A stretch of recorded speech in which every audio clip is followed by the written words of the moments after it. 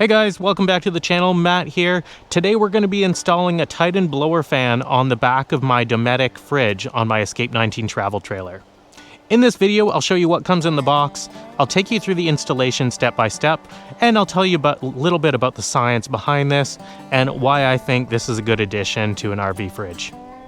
In the past few years, I've been camping in some pretty hot spots. The hottest that I can remember is actually being down in Key West for about a week. And I found my fridge was having a hard time keeping up. So I have a 3-way Dometic fridge, absorption style, and because of this, it does rely on a bit of a temperature differential to work really well. And when it starts to get really, really hot outside, those fridges do tend to be a little bit less effective. Now, the last time I was in Key West, I did find a lot of people pulling the covers off the back of their fridge and putting little portable fans to try to get some air movement there. So this is a little bit more of a permanent solution to that. So in all transparency, Titan has sent me this fan for free, but I am testing it out, and everything that I'm telling you is my own opinion. So we're testing out the SC60A, and this is the multi-purpose blower fan. And you can see by the packaging, this one is designed specifically for RV fridges. So today's installation is going to be pretty straightforward. There's not a lot to assemble, and there's really just a positive and a negative wire that you're going to need to connect, and some really basic mounting hardware for this. So this is the blower fan. This is what it looks like out of the box. You can see that it does come pre-wired, nice long lengths of wires. And this particular model does come with a little controller as well. So you could turn the fan speed up and down, and you can also move from manual to auto mode. Now you can mount this controller right inside of your RV, but of course that would mean you might need to drill some extra holes to fish the wires through. I'm gonna leave this controller right in the fridge maintenance compartment at the back of my RV, and I will likely just use the auto mode.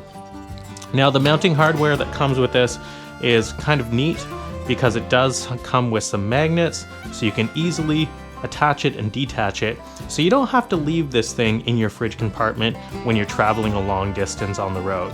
And because of the way that this gets wired in, so you could actually very easily unplug this wire for the end of the blower, so you can take the blower off, put it wherever you need to store it, and then pop it back in at any time.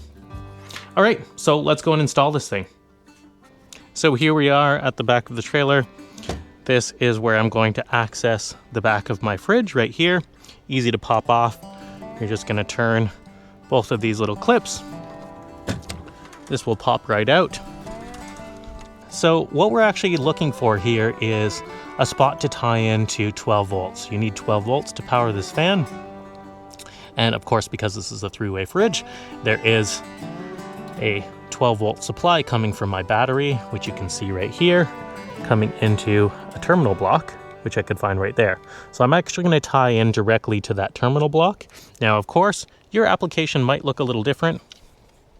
This is one of those areas that you do need to be comfortable with electrical wiring.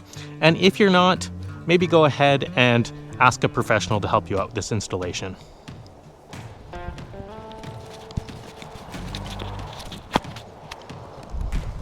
All right, so we've got it all wired in, and just got the controller and the fan here just so we can test it out. So turning that on and turning the fan up and down. So not bad, and it does come with a little temperature sensor. Hopefully you can see that. So if you were to use the auto mode, for example, you could have it that it's only coming on when it's necessary. And you could also set a timer as well. So you can see there's a little timer button on there, and you can set it for, looks like 10 minutes, 30 minutes, an hour, 2 hours, 3 hours, or 4 hours. So that's good. I'm happy to see that's working. Now we've got to mount this to the back of the cover plate. So these are pretty standard on all RVs. So what we're gonna do is mount it to the back, probably somewhere up here. We want to make sure that it's pulling in air from the outside of the RV and then pushing it up through this channel and upwards. So in order to make this a little bit easier, they have sent us a little template so we can place that down between the fins where we're going to install it. But before I do that, I want to make sure that I wash this surface with some rubbing alcohol, because the brackets that come with it have some adhesive on the back, and want to make sure that those adhere really well. And I can place my template in here now to get some idea of placement. And these brackets will go on either side. Now, of course, I'm going to double check before I stick these on, so we'll go against the blower fan and actually position it in place here. So I mentioned this earlier, but the way that this works is it comes with these two little plastic back brackets, some screws, and some magnets. And that's what is actually going to stick to these little metal plates, is the magnets themselves. So we'll go ahead and start by screwing those on here.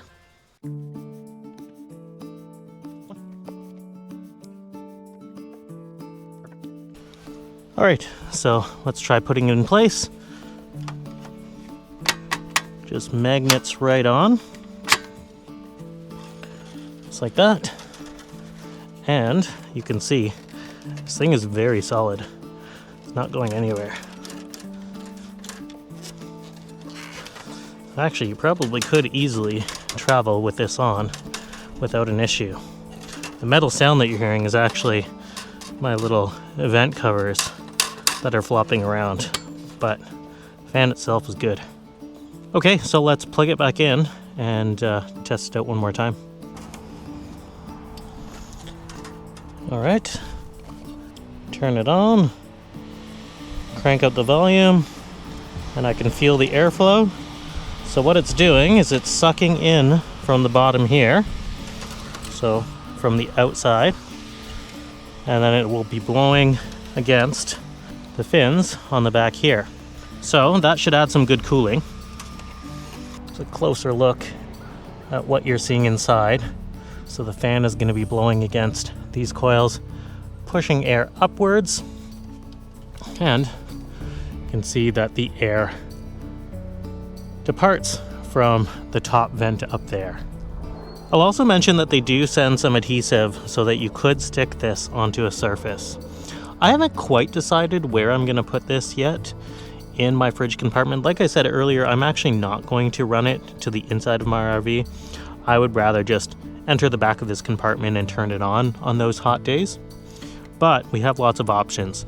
For now, I'm just going to sit it right back in here until I decide on a permanent location. In the meantime, though, I'm going to tie wrap all of these cables so I don't have a rat's nest of wires in there.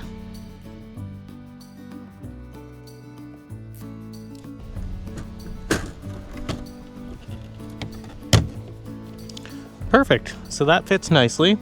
The nice thing about those brackets too is you can slide the fan slightly back and forth from left to right, depending on whether there's any obstructions.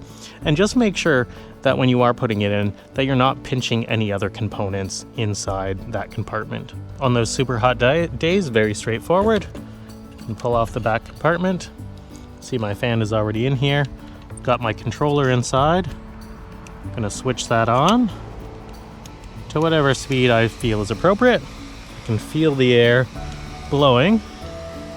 I can slide my compartment back on.